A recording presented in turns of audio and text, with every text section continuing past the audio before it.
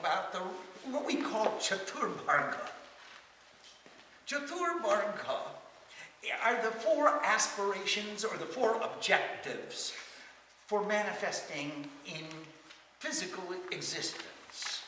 And those are Dharma, Artha, Kama, Moksha.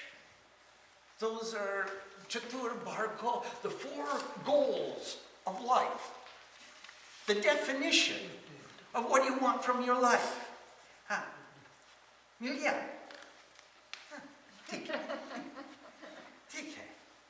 So, Dharma, we are calling an ideal of perfection. It's a goal, a desire, an aspiration to manifest the ideal of perfection in everything we do. That is, we shoot for the best. We shoot for the highest. We're trying to express divinity through our action. So we want it to be the most efficient, the most succinct, the most effective, the most appreciated, the most powerful, the most empowering to others. And that's what we'll call our Dharma, is realizing the ideal of perfection in everything we do. You're going to cook the perfect meal. You're going to clean the perfect bathroom. Every fixture will shine. You're going to type the perfect essay. You'll dot the I's and cross the T's. No mistakes. Our Dharma, to reach the ideal of perfection, the highest ideal of perfection in everything that we do. Now, Artha that's a big stumbling block for a number of people. Artha, it actually refers to acquiring the physical resources necessary to maintaining that ideal. In order to achieve the ideal of perfection, we need a certain amount of stuff from the world. There's an economic necessity that we all have to fulfill. Every living being needs that Artha. The plants, the animals, the forest, the human beings, everybody needs a certain amount of food, a certain amount of shelter, a certain amount of stuff from the world in order to maintain the balance of their own organism, to maintain, it's what's called the law of self-preservation. How do you preserve this entity? As long as I'm living in this house, I've got to clean house. I got to keep the house. I got to maintain the house. So if that's the case, then I have an obligation, a duty, never to become a burden to anyone else. That's the first law of sadhus.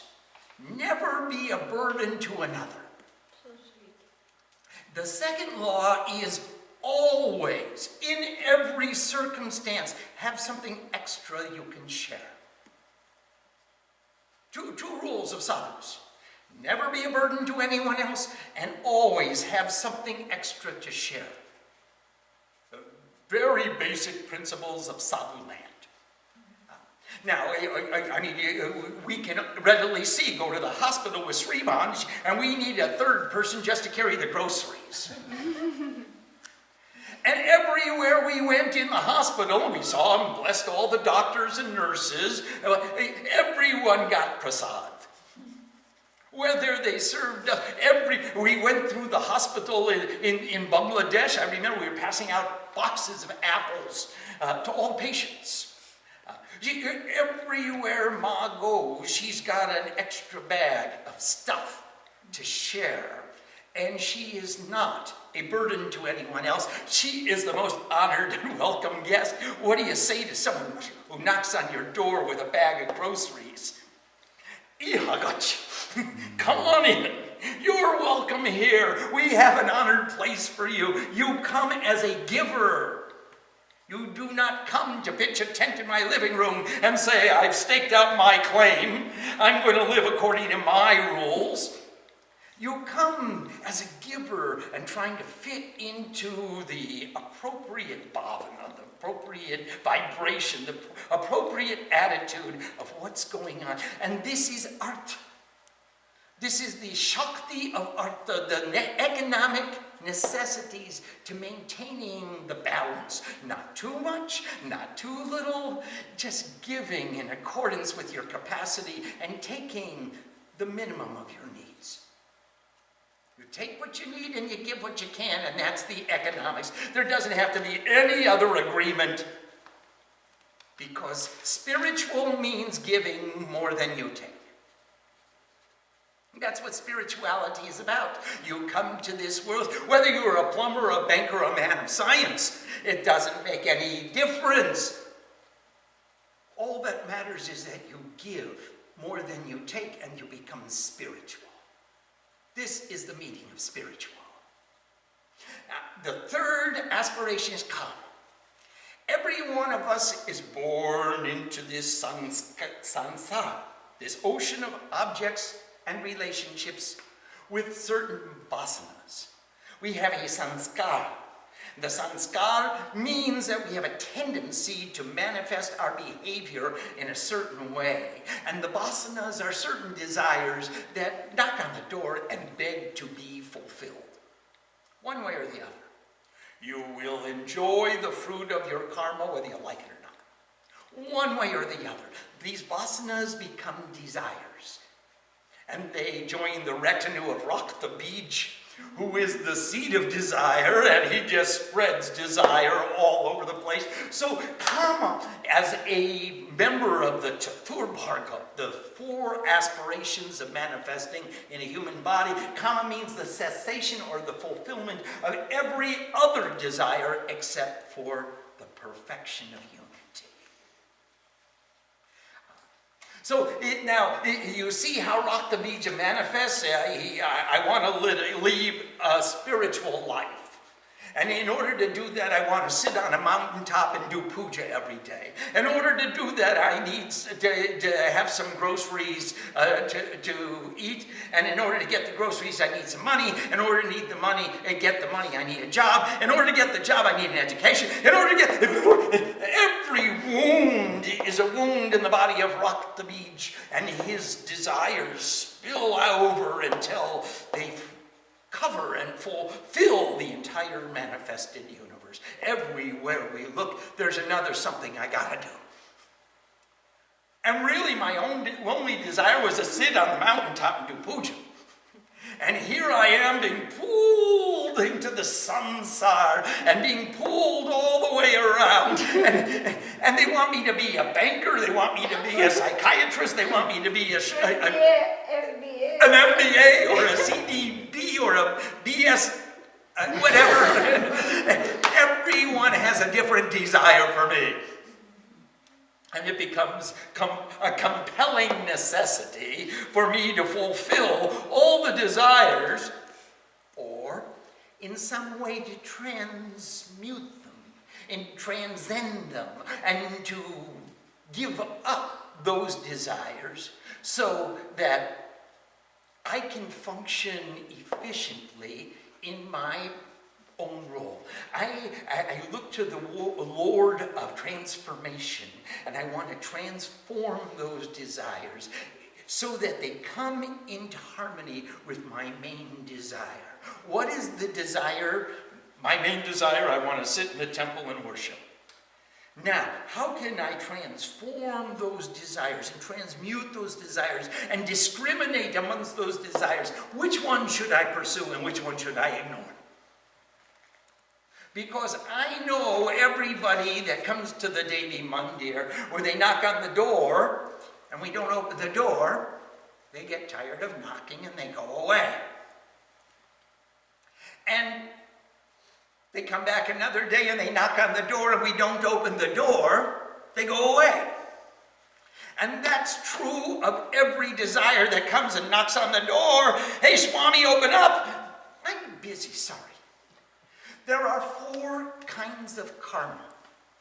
Sangshipt is past, it's over, it's done with. It only exists as a memory.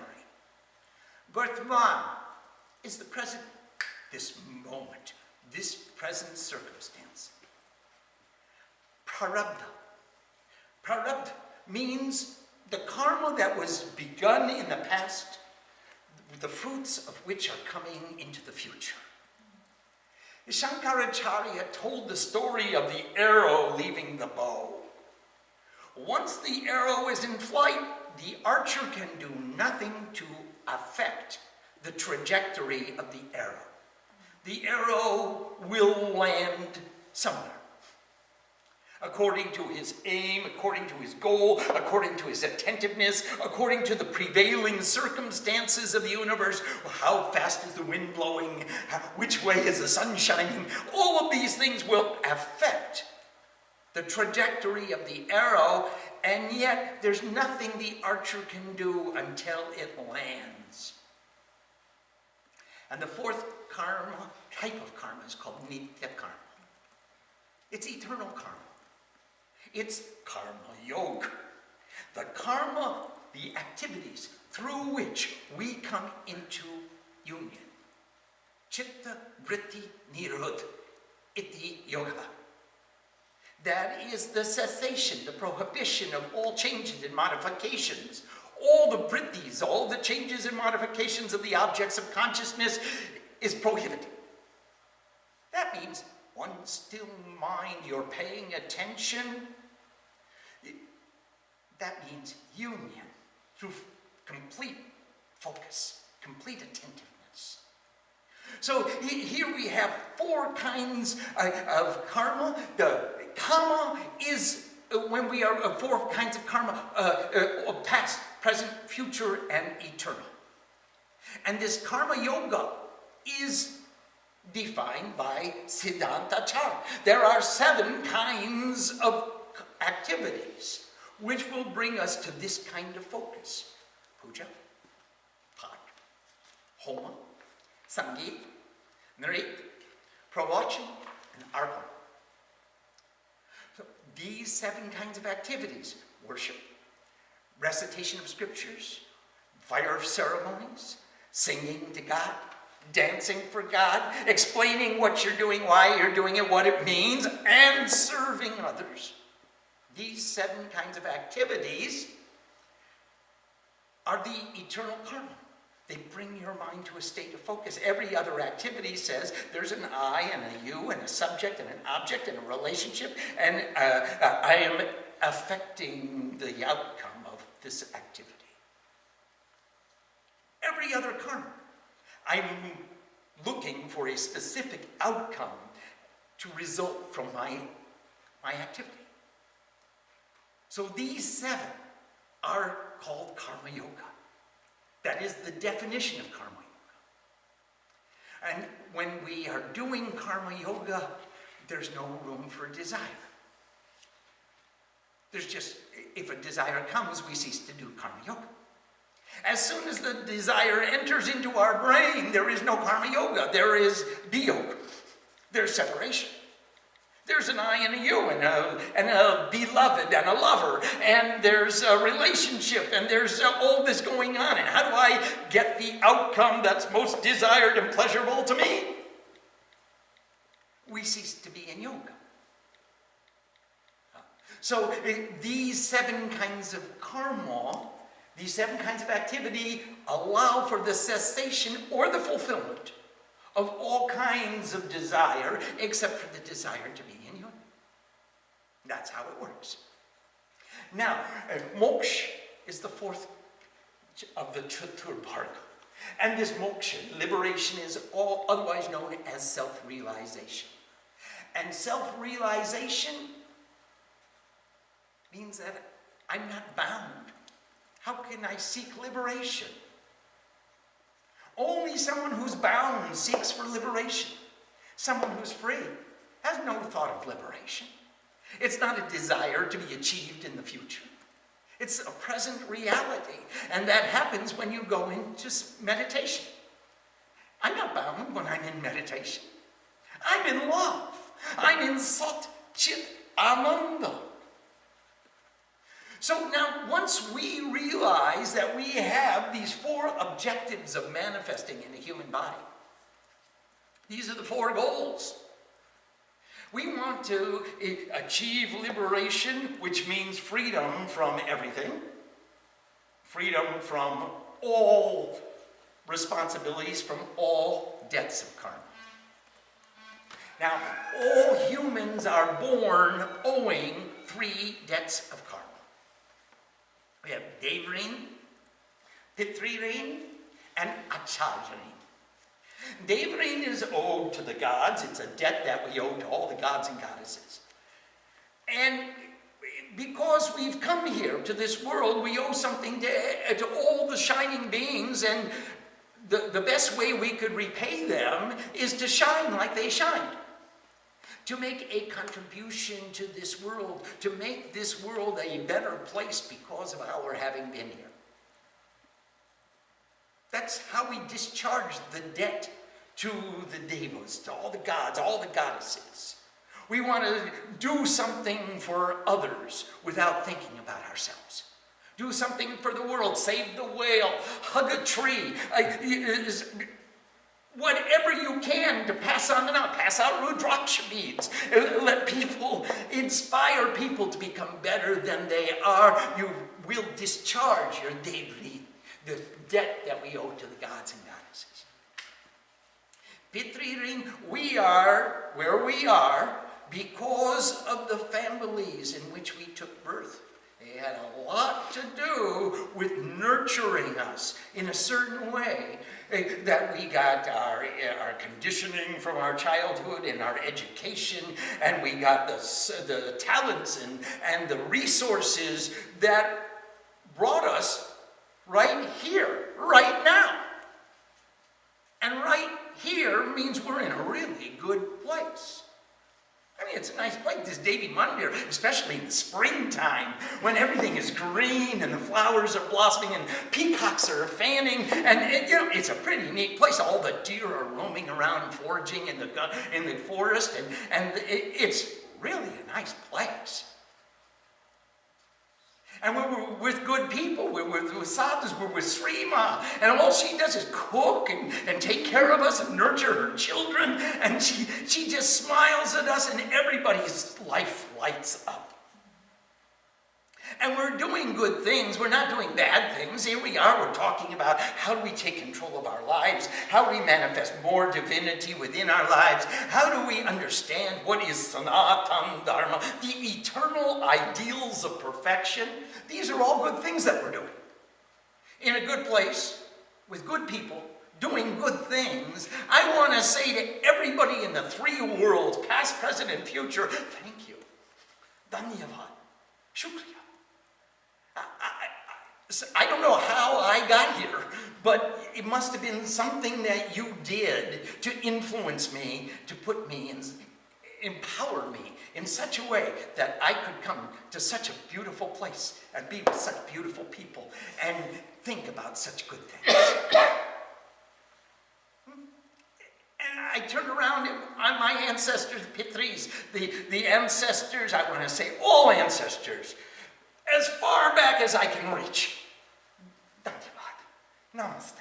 Thank you very much. We appreciate every bit of input you gave to molding me so that I could come in this direction. I could climb this mountaintop and be in this beautiful place with these beautiful people doing these beautiful things. And I want to discharge that debt, the debt to the ancestors, by nurturing the elderly the way I will want to be nurtured when I'm old. I know it's hard to think when you're in your 20s and 30s that you're ever going to get old, but take it from an old man, it happens. Stuff happens. Let me tell you. And it's just so comforting to have the next generation there to help you change a light bulb and help get you out of the car when you can't do it by yourself. It's so reassuring and comforting to be surrounded by young, energetic people who will be able to help us do the things that we can't do the same way we helped young, energetic people when they couldn't do what they needed to be done. We got to change diapers, we got to clean them and feed them and educate them. So the Daydream is discharged by respecting the elderly the way we will want to be respected when we're old, because we will get old. And by nurturing the next generation in the way we want this world to become, passing on our values, passing on an example of people living according to those values, empowering the next generation with inspiration, with information, with the knowledge of what does this Dharma mean to me? Why am I dedicating my life to learning these principles? This is the part of the Devrini. And then the last is Acharya Rin. Acharya Rin is also called Guru Rin. And the Guru Rin, Acharya Rin, is the debt owed to our gurus, to our teachers, because they gave us this knowledge, they gave us this example, they empowered us so that we could learn how to do puja, so that we could learn how to chant the chandi, so that we could learn how to invoke the fire, so that we could learn how to incorporate these principles into our lives.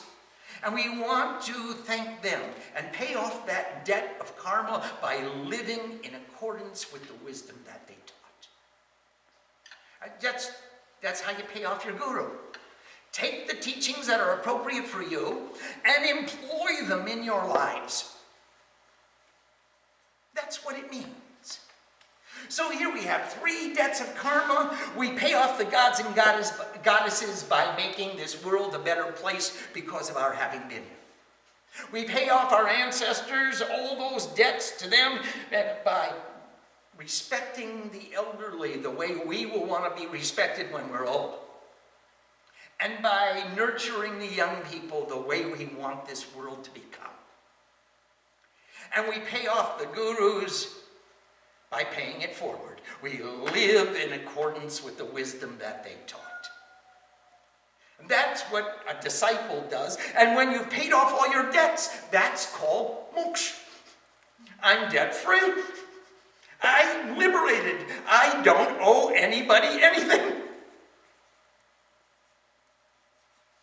So that's the path to liberation, is to become debt-free. Now, I want you to use your credit card extremely judiciously. Cultivate discrimination. How much debt do you want to employ in your life? How much do you want to enjoy now for which you will pay later? And it's true with your Visa. How about your cosmic credit card? What will you do with your cosmic credit card? Will you amass a huge amount of debt by taking more than you give? Or giving less and taking more?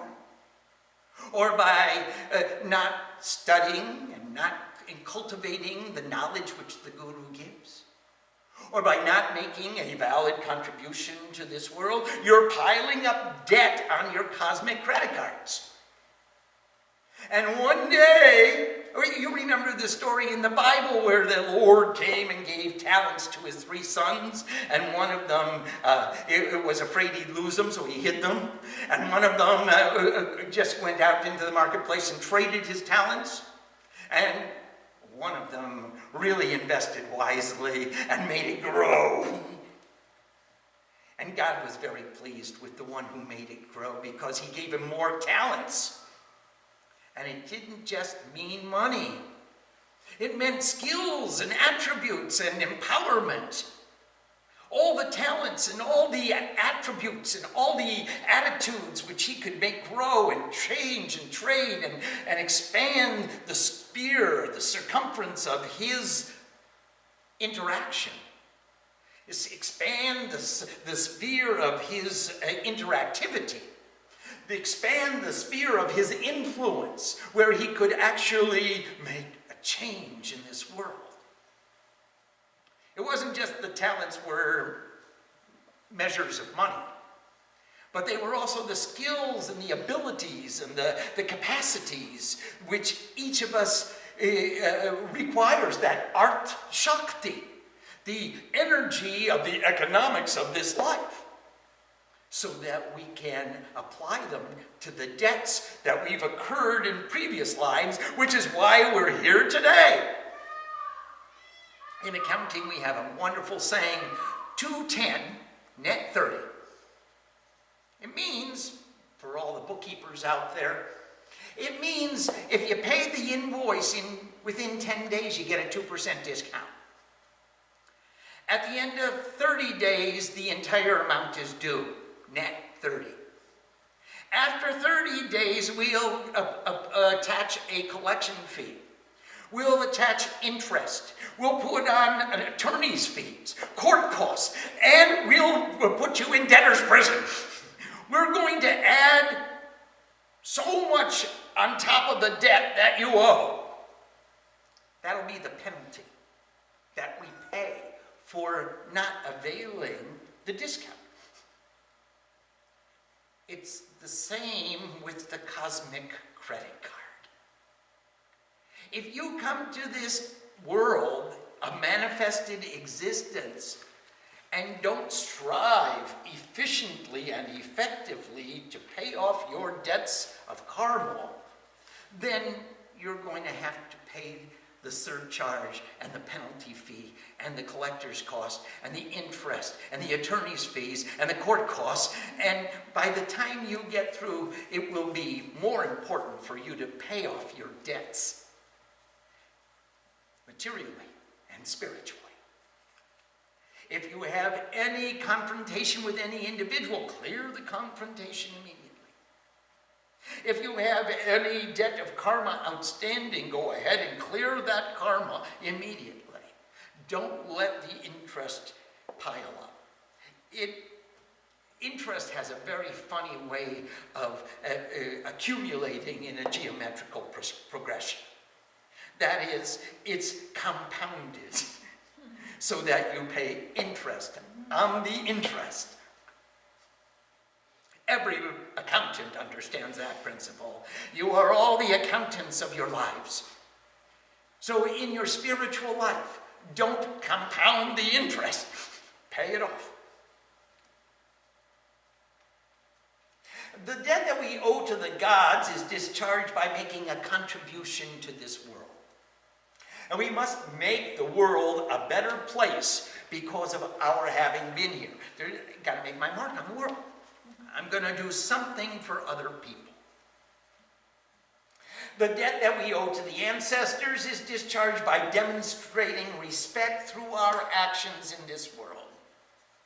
We must respect the elderly the way we will want to be respected when we are old, and we must teach the next generation the way we want this world to become. And the debt that we owe to our gurus and teachers is by living in accordance with the wisdom that they have taught. Liberation means being free from debt. As long as you owe, you're not liberated. Nor can you hope to be liberated. You can hope to be liberated when you pay off the debt. To become free from debt, human life has been divided into 4 parts. So we have one part of life, our formative years, is called brahmacharya. The part of the life when we make a contribution to society is called grahastha. And griha avashta iti grahashta, it means whoever lives under a roof. Yeah, you guys are all grahastas. Sorry. It's often associated with being married. We call brahmacharya student life. We are all grahasta. Yeah. You know?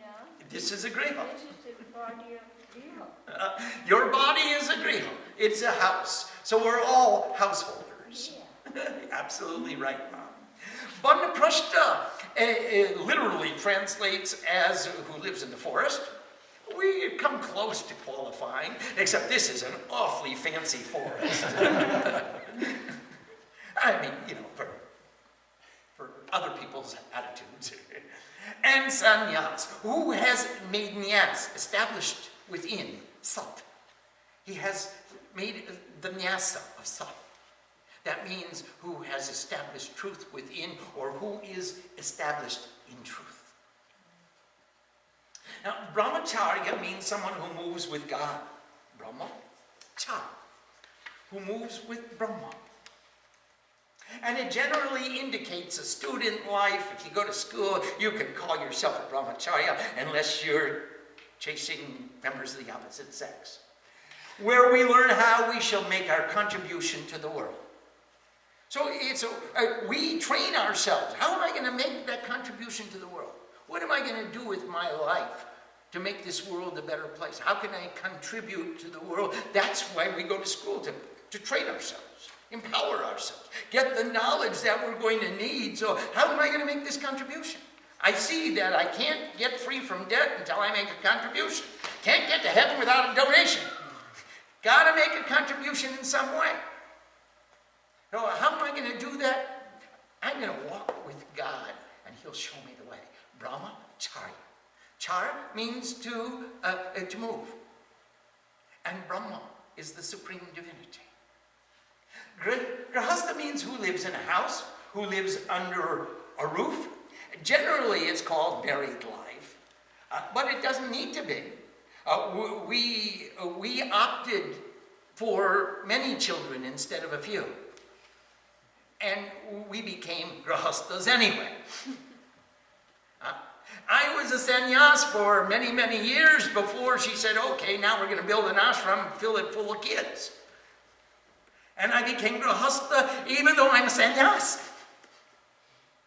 So, griha avashta iti grihastha, who lives in a house, who generally married, we make our contribution to this creation. That is, we support the brahmacharis. We support the sannyasis. We make ourselves available to the vanaprastha. And that is grihastha. We make this world a better place because of our having been here.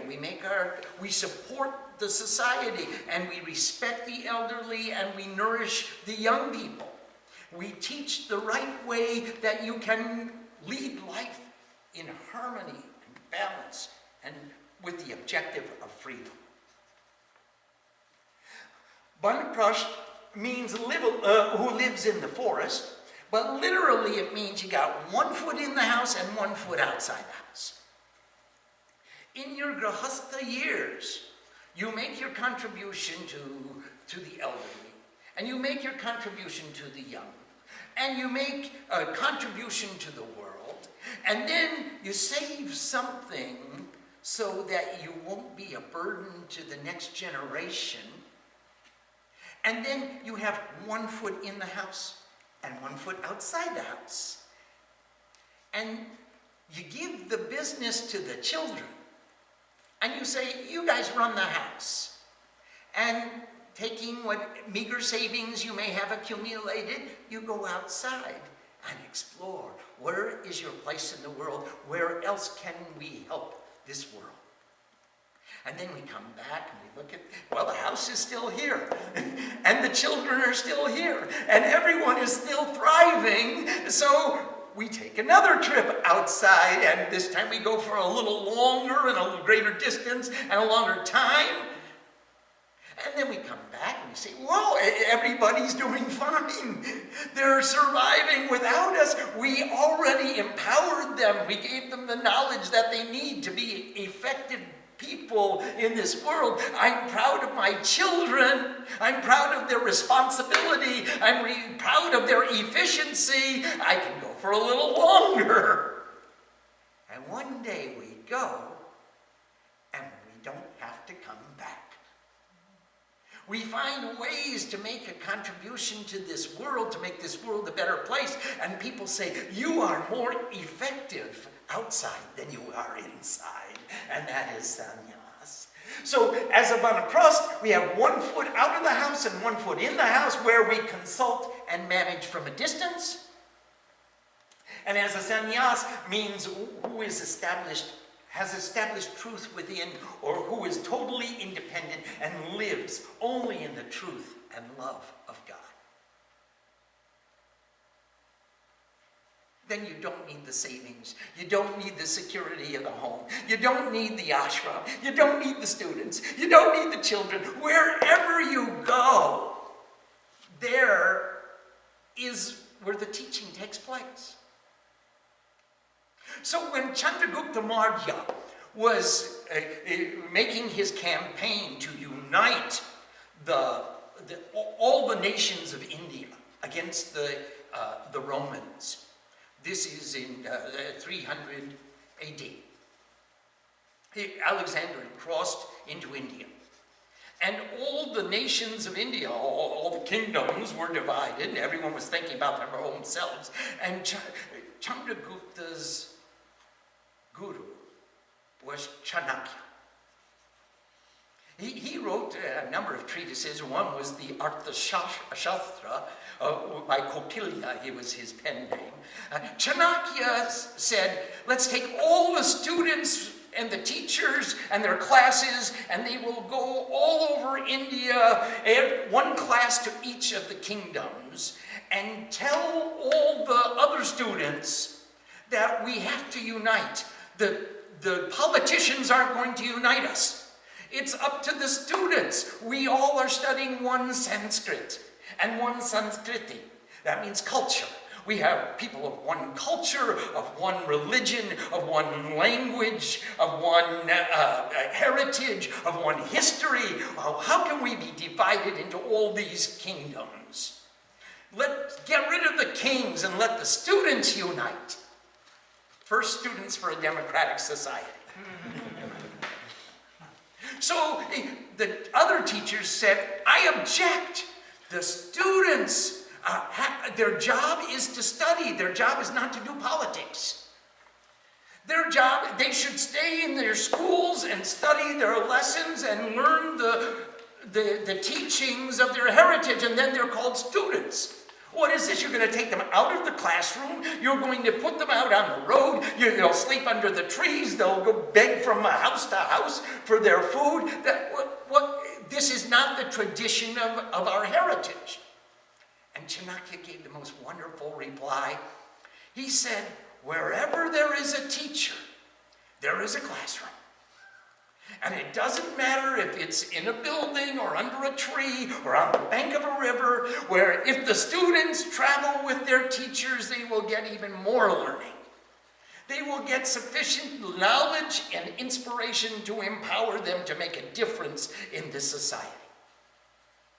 And Chanakya was successful. He sent the students all over the north, south, east, and west of India. They united all the kingdoms. They said, we're not going to listen to our kings who are telling us we're different from every other society. We are all Indians. We are Bharati. Uttishta Bharata. You rise up, all you citizens of light. Rise up in the knowledge, the light of the knowledge of our common heritage, of our Sanskrit and Sanskriti, of our language and our culture. You rise up. So that was his famous call to arms, Uttishta Bharata. So a sannyas means who has established truth within. Satya nyasa karte. He has made nyasa of sat. Or truth is established within him. He's totally independent. He lives with God. He lives with knowledge. Wherever he goes, there is his classroom. And she inspires everybody wherever she may be. And she lives only in the truth and love of God. Om Sam Saraswati and Ba. Let's see if there are any questions tonight. Yes, please. We have a question from Julia. Namaste, Julia Ma. While we do our best not to be a burden, we may find ourselves in these situations despite our best efforts. Are we atoning for this missive by our heartfelt practices and efforts? Not completely, Julia. We're still putting stuff on the credit card.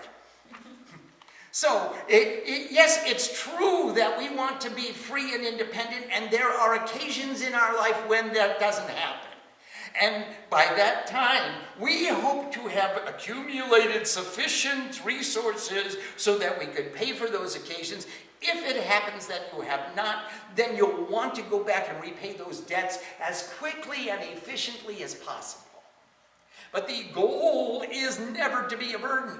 And if it so happens that at a time we become a burden, we will want to at least pay the interest on our debt that we are accumulating while we are accumulating it. So if you are funding me, I want to be giving you as much as I possibly can, tokens of my appreciation and tokens of my aspiration to become better than I am. And I want to demonstrate for you how I am striving to fulfill this goal of being free from being a burden. Yes, please. You discussed the difference between karma yoga and seva, and you said that karma yoga, there's no room for desire. Yes. In the Guru Gita, it never doesn't mention anything about karma yoga. It just mentions seva. Yes. Why is that, and which is preferable? They're the same. They're the same. They are the same. Seva literally means the privilege to demonstrate my love through this action. I have so much respect and so much love and so much appreciation that you were giving me this opportunity that I want to demonstrate by cooking for you or serving you or cleaning your dish or sweeping your floor. Whatever I can do to demonstrate the sincerity of my love for you. And that is seva. It's a privilege. It's not a job I took in the ashram, and I got to do my part, you got to do your part, and everybody's got a job in the ashram. That's not seva. Seva is the privilege to demonstrate the sincerity, the intensity of my love for you, and that's called savikalpa samadhi. That is karma yoga. I have no thought about me, I only have thought about you, and the efficiency of the action that I can demonstrate to you, that's my bhavana. I go into bhav samadhi while I'm doing the action. I go into savikalpa samadhi when you receive it. And that's why it's part of Siddhanta Achara. It's karma yoga. Chitta vritti nirodha. There is no other thought. There's only union. I'm not getting anything out of this. That's love. The privilege to demonstrate my love to you is my seva.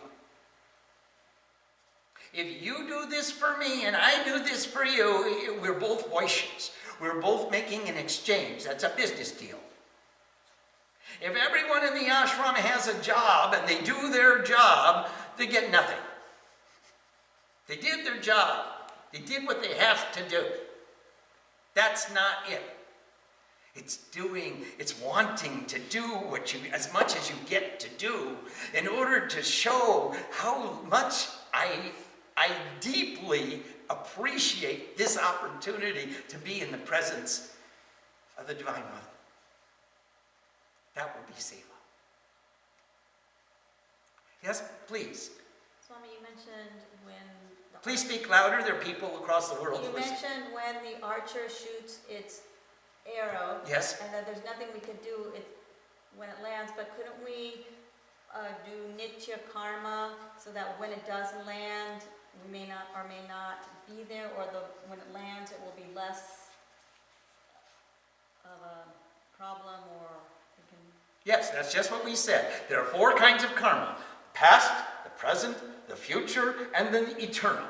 And if we're busy doing the eternal karma, the arrows that are supposed to come in the future will land on fallow ground. They won't hit a target. It doesn't matter to us anymore.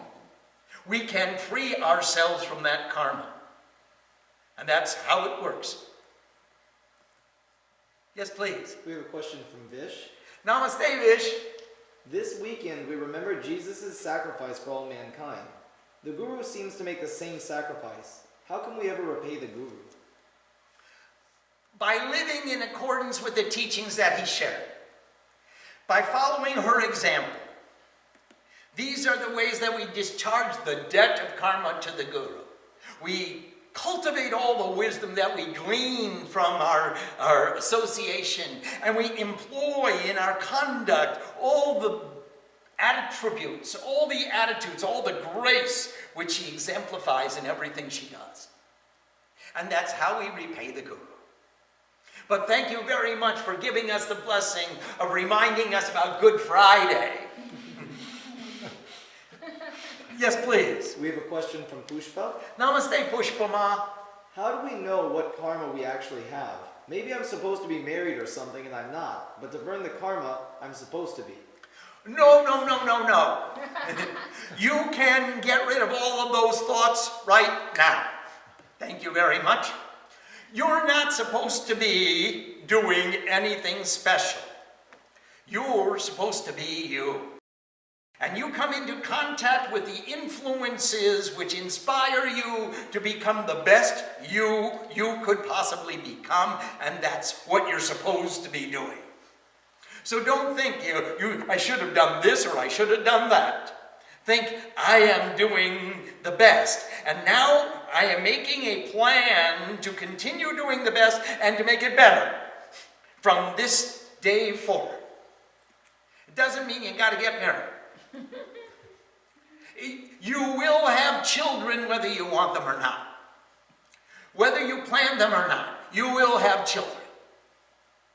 Either you will marry one individual and make a nuclear family and have 2 or 3, God bless you. Or you'll remain unmarried and you'll make an ashram and have hundreds and thousands. But you will have children. Either you will become an example to a community of seekers who want to follow your example. That makes you grahastha. Nonetheless, then finding one soulmate and making a nuclear family and living in one house, God bless you. I often long for those She's 50 years old. Well, that did it. Sorry you're stuck with us. No choice in the matter. Yes, please. There's a question from Ramya in India. Namaste, Rami Mami. What is the relationship between bhavana and sadhana? Can we create and plan to be in a certain bhavana, or does this happen by God's grace sometimes? Sometimes it happens by God's grace, Ramya, but most of the time it's a plan that we make. It's a plan. I want to be in the bhavana. I want to be the lover. I want to be the giver. I want to be the best contributor to our relationship. I'm in competition with you. Love. Mom sings the song. All you need is love. She knows it. Love. Yes? Since this is Good Friday, could you explain a little bit about the significance of Good Friday? Yes, I can. Just a very little. On Good Friday, it was the best of the Fridays, it was the end of the Passover, and Jesus went to Jerusalem. And on Good Friday, Jesus said, let's purify the temple. And I don't want any business in the temple.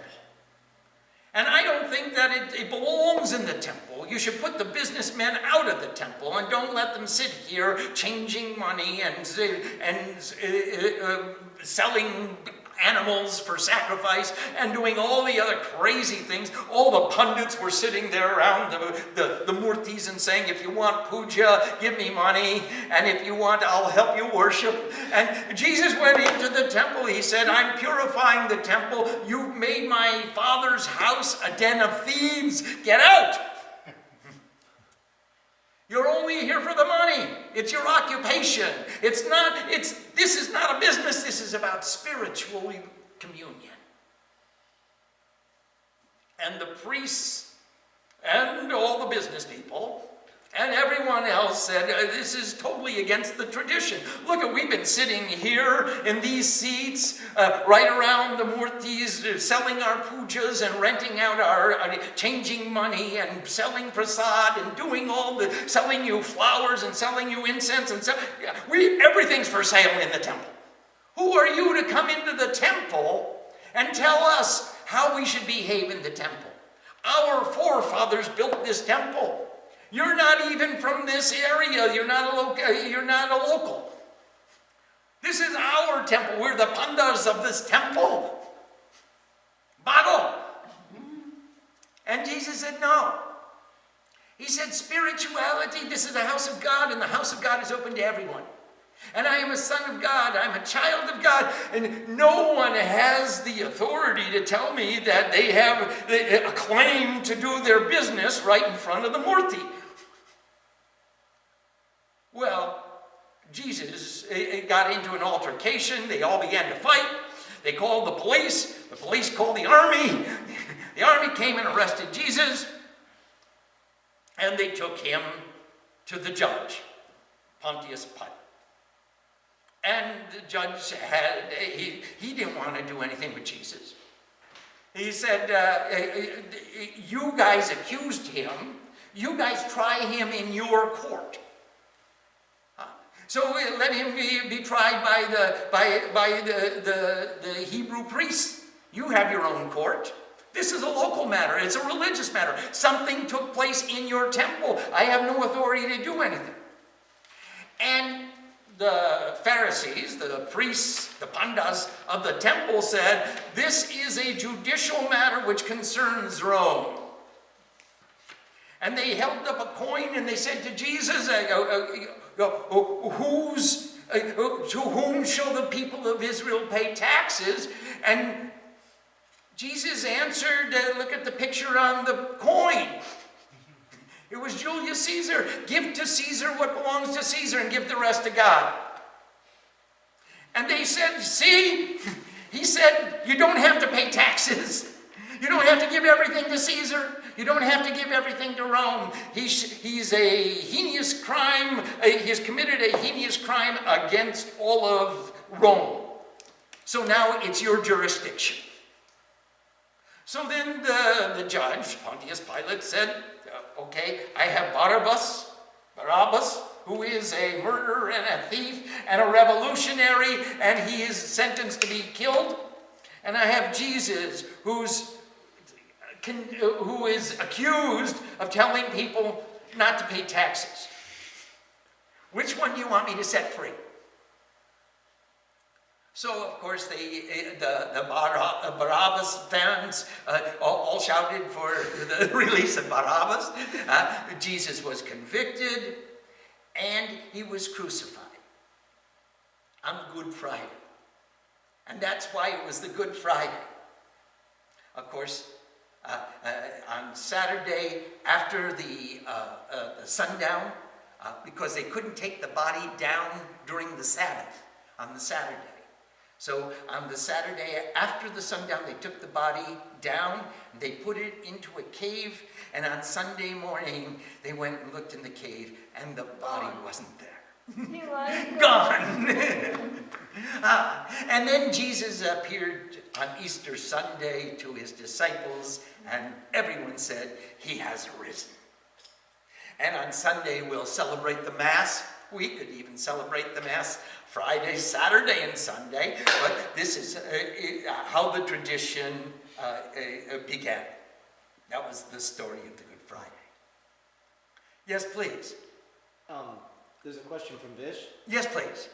What is the significance for devotees of Jesus being on the cross and rising back again? Well, it depends what kind of devotee you are. It absolutely depends if you are Catholic, if you're Protestant, what denomination you are, because you'll buy into a different history and a different interpretation.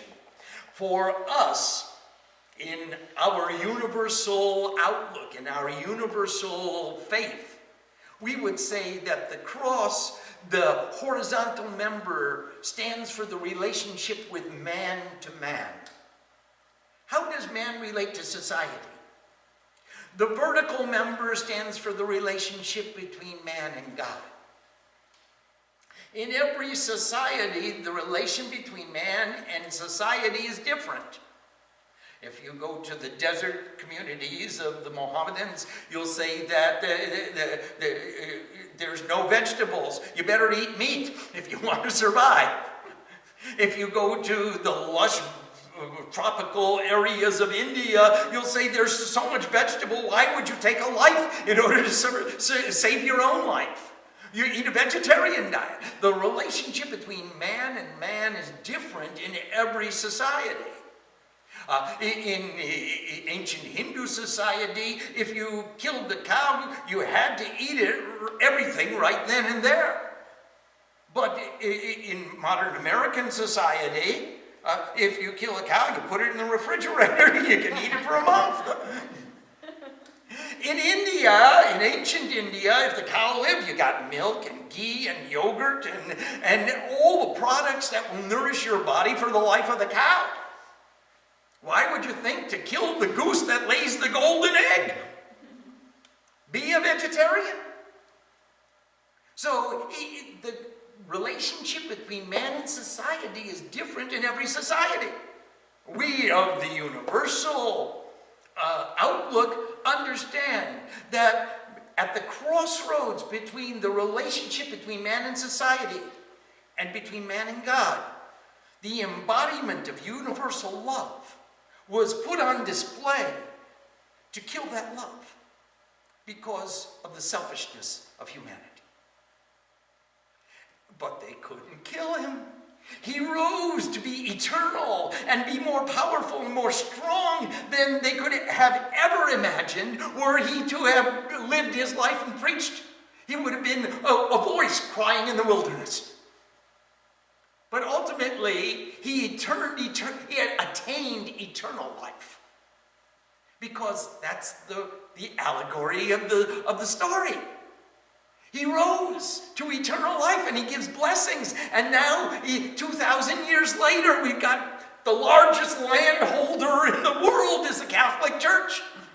They're the biggest real estate enterprise in the world.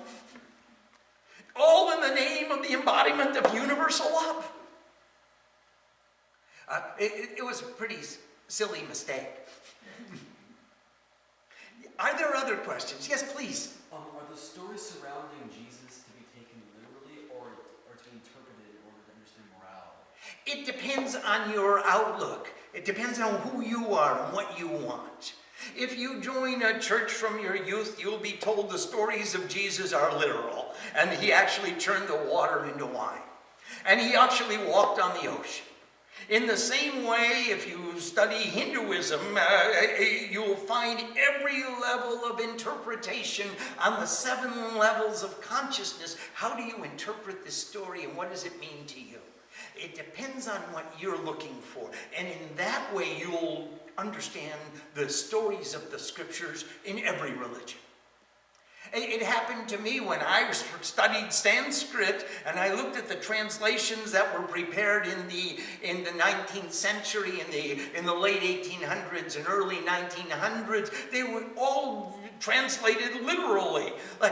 Here are all these rishis praying for more cows and praying for the rivers and the mountains, and they should be blessed by the sun. And I don't think that's the meaning that I came up with.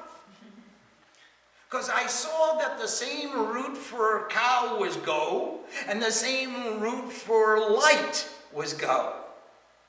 And maybe if they were really rishis, then they were praying for light. So I thought, well, wait a minute, go Bindu is the Bindu of the go. Does that mean he's the one-pointed cow? Now, Gopal, I can understand, he's the protector of cows.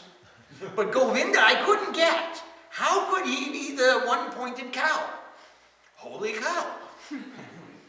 So then I thought, well, maybe if it is a ray of light, it's always a ray of light. And the protector of the cow, or the protector of light, was really the meaning that they wanted to convey. And the one-pointed light was Govinda. And in Gauri was she who embodies rays of light. She didn't embody rays of cows. But some of the interpreters and translators wanted to say that she was the rays of cows. And I I didn't understand it. What are they talking about? What does this mean to me? It's not going to change my life. I want something to change my life, and I'll call that a religious experience. I don't want something that just doesn't make any sense at all, and I'm reading it for what reason? I didn't want to become a professor. I want to be a practitioner. I didn't want to become someone who could expound and pontificate and give discourses on the cows or on the history of the Vedic Aryans. That wasn't my purpose. I already had a job. I was looking for something that would change my life. If I could bring more light into my life, if I could bring more love into my life, if I could bring more generosity into my life, I would think I lived a good life. This is a good lesson for me. And that's how I interpreted the story of Jesus. And that's how I interpreted the story of the Vedas. And that's how I translated the various scriptures that we translate. Thank you. Om Sam Saraswati Namaha. Namaste. Namaste. Thanks. Thank you all for coming and for sharing with us tonight. And please be blessed with a good, and better still, of a Good Friday. Namaste. Swamiji, I had a question, but I'm sorry. If with your permission. Oh, absolutely. Earlier you narrated the sort of a history of Bihar, Nalanda, and the birth of Chanakya, Yes. who framed certain guidelines, and so many people followed it. But in the present day context, how do we sort of marry that with the present confusion? It's true. There is so much confusion. But, you know, Kautilya's Artha Shastra contains so much wisdom for today. So much is applicable that we could learn a lot about economics and politics by studying Chanakya, even today. I think he has a major contribution, even more so than Machiavelli. Machiavelli has said leaders are to be feared, and we will unite our countries by discipline and shastra. We'll beat them into compliance. And Chanakya said leaders are to be loved and respected. And we will inspire our kingdoms into union through knowledge and culture and language, and find the common thread which runs through our cultures, which is true in the south as it is in the north, and true in the east as it is in the west. And even though you speak different languages, you all pray in Sanskrit. So he made 4 moths in Joshimath, in Srirangiri, in Jagannath Puri, and in Dwarka. And he made the 4 moths, and he established these monasteries and monastic orders. He made Dashnami. We're going to talk about that later in the book. He made Dashnami, and he divided the sadhus into 10 tribes. And the 10 tribes of Dashnami had each an attribute, all its own. There's Bharati, Puri, Giri, Saraswati, Bon, Aranya, Parbat, Tirth, and Nag, and Sagar. Sagar. Yeah, thank you. So those are the 10 tribes. And each of them has an attribute, and each attribute shines through the tribe, and it compels a certain definition to the language. How do they use their language? How does the guru define the terms in Sanskrit? So each of these tribes of sannyasis has a different mode of interpreting the scriptures because of their location and because of their occupation and because of all the things that they need to do in order to maintain the tribe. So I think that there's a tremendous value in studying Chanakya. Very, very interesting subject. I'm sorry, my class was over 5 minutes ago. I don't want to keep you, and I don't want to run out of tape in the video camera. Om Sam Saraswati Namaha. Namaste.